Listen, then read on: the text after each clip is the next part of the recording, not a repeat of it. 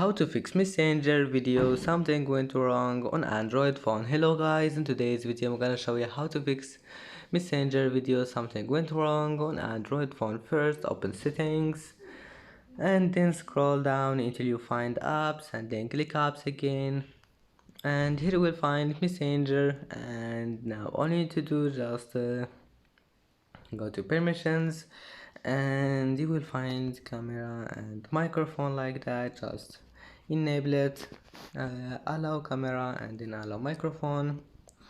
And if that doesn't fix your problem, just come back here and click clear cache and then click force stop and try again. And if that also doesn't fix your problem, just go to storage and clear data and your problem will be fixed.